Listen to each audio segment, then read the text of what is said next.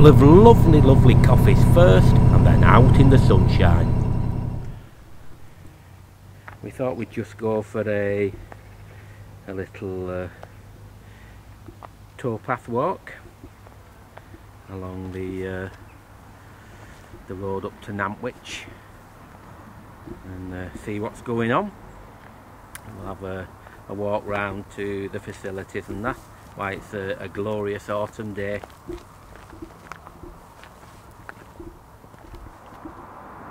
That's where we go down that road,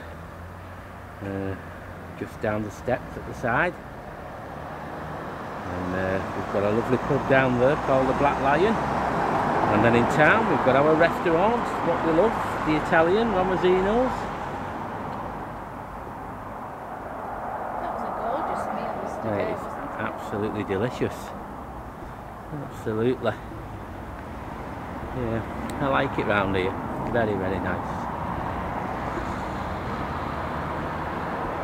Yes, those are the steps what you have to do coming back from the town centre or going down. It's well worth it. These are always packed, these moorings here. When we try to moor before the aqueduct rather than here, because it's always packed, and your day boats and things like that tend to give a little bump. So we've always been a bit wary of this side. We prefer the other. It's I think it's far more peaceful and relaxing.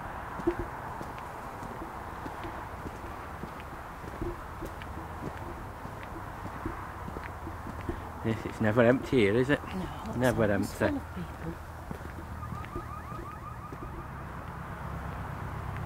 On a personal note as well, I know everybody has a go at CRT and all that, but as people who boat everywhere and want to get to the nice places, it is better than it used to be.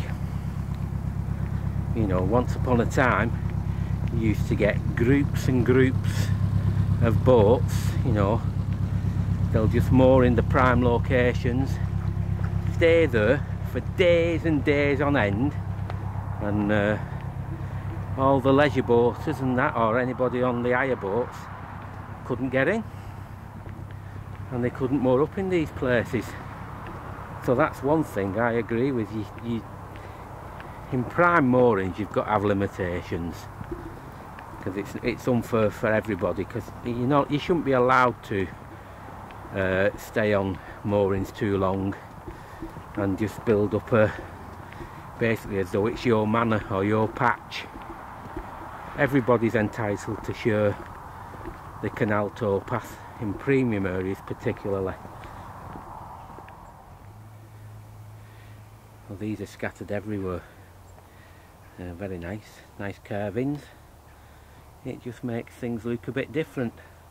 Horses used to pull the boats along here many years ago, so that's a bit of a thing there. Homage to them, and very nice too. Now I'll just tell you something here. It's almost legendary. Some people from we've got friends as well from the Nantwich Boat Club.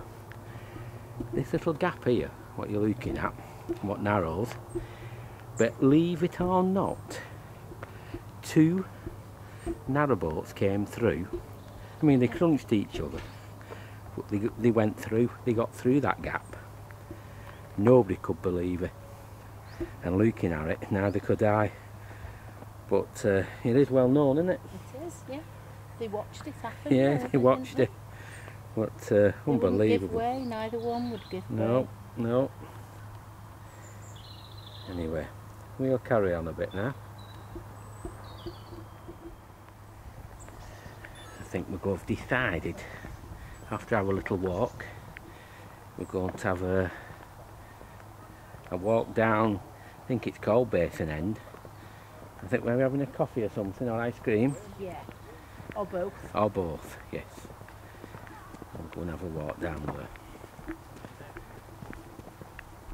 many years ago when we used to hire and we were learning the ropes, this little spot here in the thick ice, we tried to turn, was it a 60, was it 62? It was a long one, wasn't it? Yeah, it was a long boat. But remembering the ice and snow, tried to turn here and we got wedged solid. Absolutely solid. What did we do then? Did we go? Remember, we all came here, and pointing where we were, and we was lifting the fenders up and just pulling and pulling. It took us forever before we did it. But that was in the early days. Bit more common sense now. Just walking back now, and we're just saying this guy here on the left, he's having to tie up and wait because the two barges,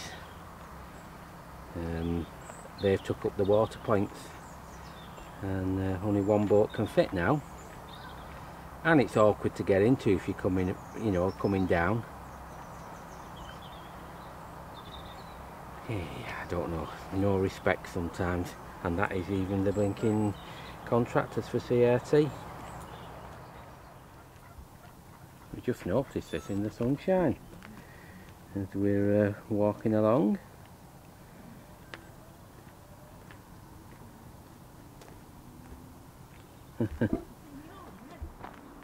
Yes, water point and rubbish.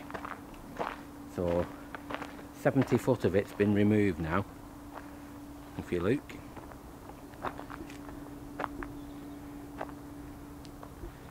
No logic in that at all. And like I say, a friend of ours, he was away and he's come back, and that's his boat, what you're looking at the front of it, and he's actually blocked from going out, and it's been clanging against him all the time as well, the little tug at the front. Now this basin, not much basin, this is a bit of a hotbed for boats, in and out of here all the time. There's moorings, there's sails. At the bottom you can get fuel and pump outs. There's a cafe. There's all sorts. And this, as long as I know it, this has always been a busy area. Now this little building here is a very busy little place. And we, next year, again a couple of other little jobs we'll be having done, and this is one of them. We're replacing our cratch cover with another one, slightly different material, and well, it is a completely different material, but a bit more hardy, and hopefully we'll do a good job. But I do know for a fact they've got a great reputation, and we'll get our cratch cover done, and we'll have one for the pigeon box as well. But that's next year, early next year. Now over to the right there, and we'll have a coffee and perhaps get an ice cream or something, or a little snack. It's a little bit quieter than what it normally is on Basin End, but I suppose it's the time of the year. You know, they have a polytunnel, they do boat building, refurbish boats inside there. It's like a wet dock, and there's quite a few shore boats down this end as well, and they do, I think they do the fit out, you know, and do shore boats around here.